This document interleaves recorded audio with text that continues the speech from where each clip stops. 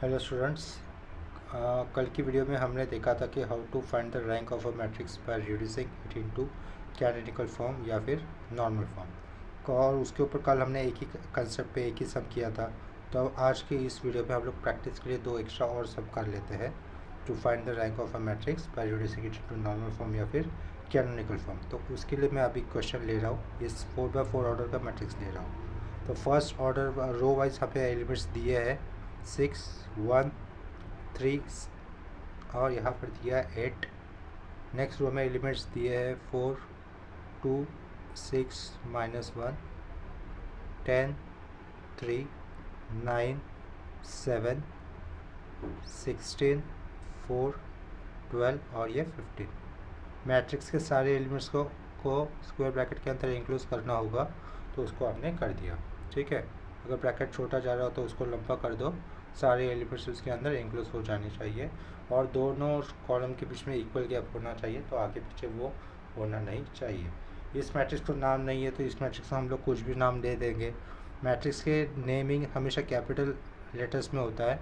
यहाँ पर capital letter कोई भी दे सकते हैं, हम लोग यूजुअली ABC को प्रेफर करते हैं, तो हम लोग मैंने ये लिख दिया। ठीक है, तो यहाँ पर मुझे क्या करना होगा, कंसेप्ट वाइज क्या बताता आपको कि A11 पोजीशन पे क्या लाना है, हमें 1 लाना है। तो A11 पोजीशन पे 1 लाने के लिए ईजीएस्ट पे क्या हो सकता है, यहाँ पर देखो simply C1 interchange bye C2।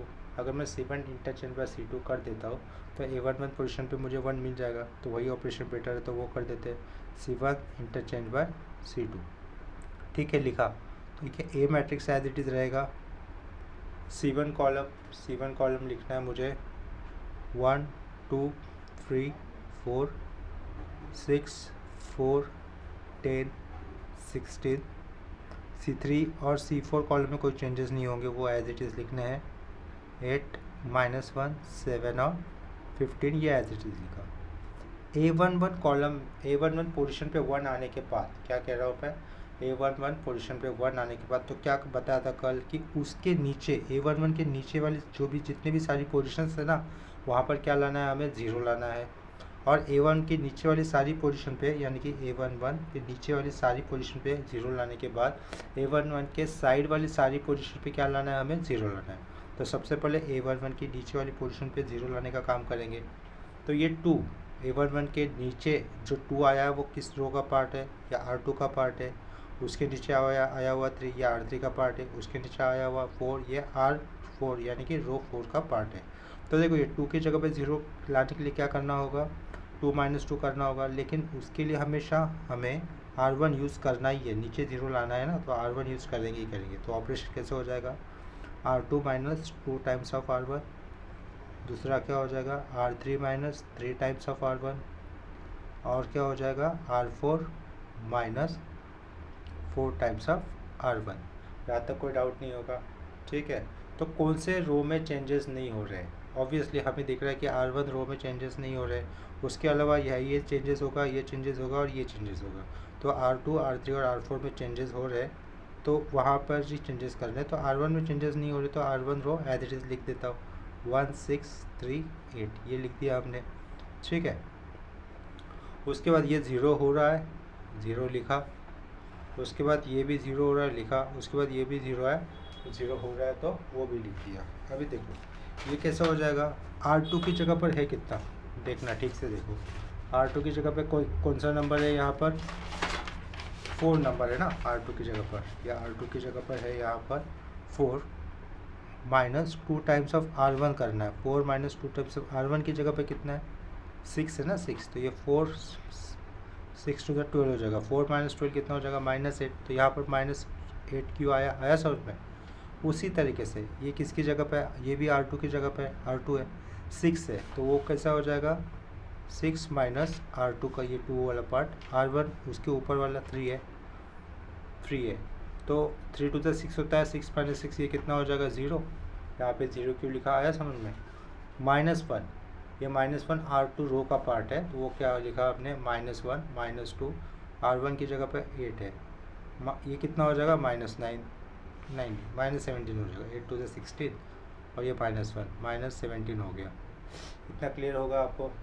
उसके बाद देखो R3, ये तो 0 लिखा है बेटे, 10 ये किसका पार्ट है, ये 10 जो नंबर लिखा है ये 10 नंबर किसका पार्ट है, R3 का।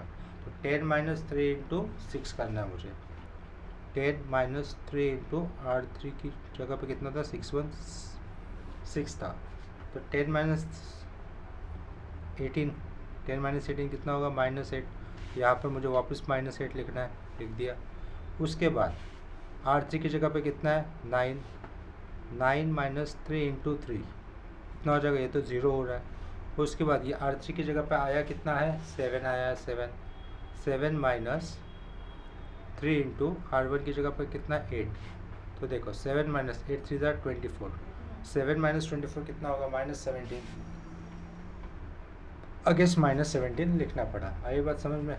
उसके बाद R4 की जगह पे कितना दिख रहा है नंबर, R4 की जगह पे यहाँ पर 16 दिख रहा है। तो 16 R4 की जगह पर 16 -4 R1 16 के ऊपर आया हुआ R1 कितना है, 6 है। तो 16 - 24 कितना हो जाएगा, -8। ये -8 लिखा हमने, ठीक है। उसके बाद देखो ये 12 है।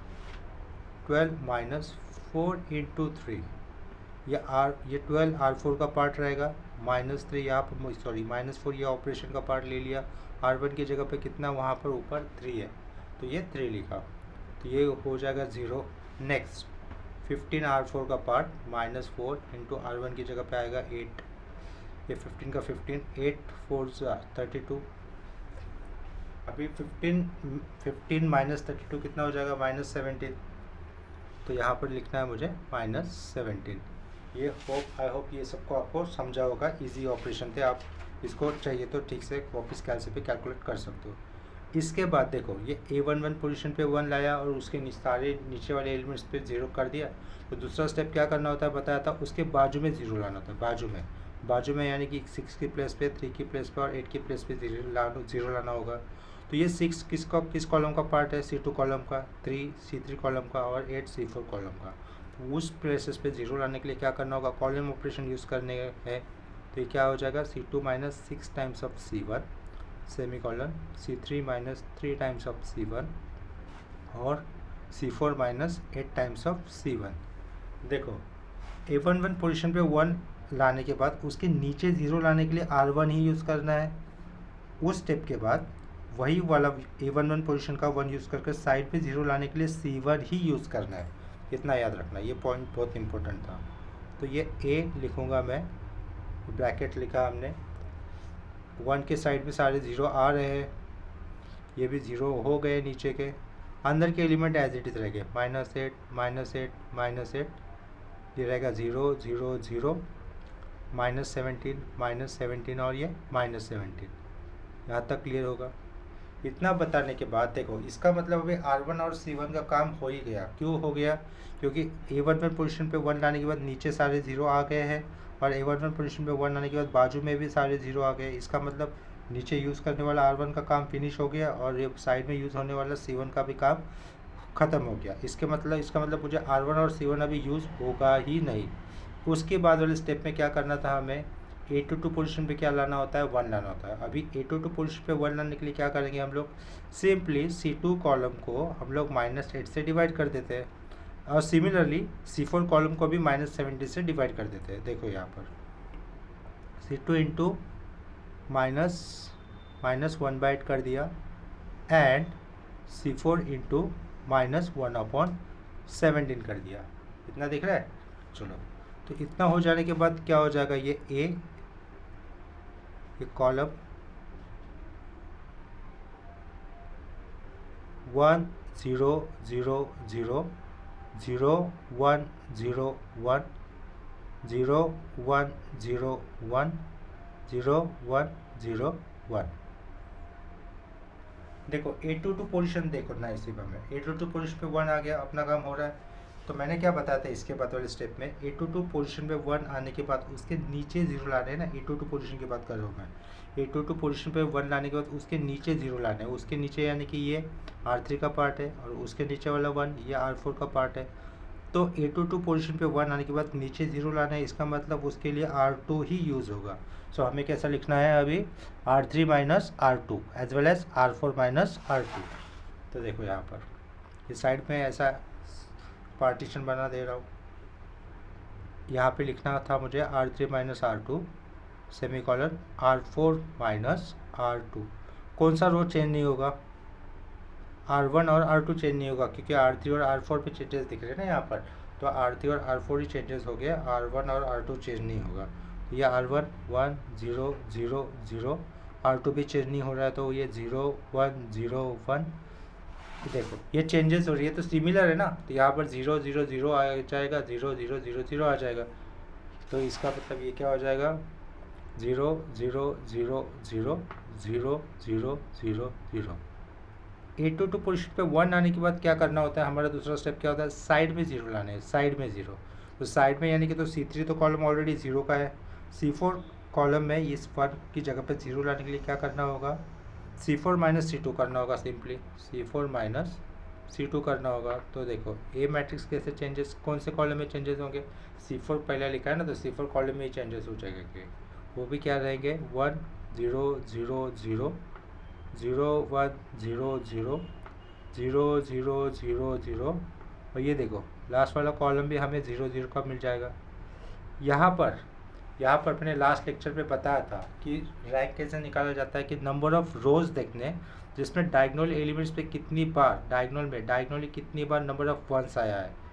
नंबर ऑफ रोज देखने हैं जिसमें डायगोनली एलिमेंट्स में कितनी बार नंबर ऑफ वंस आया है।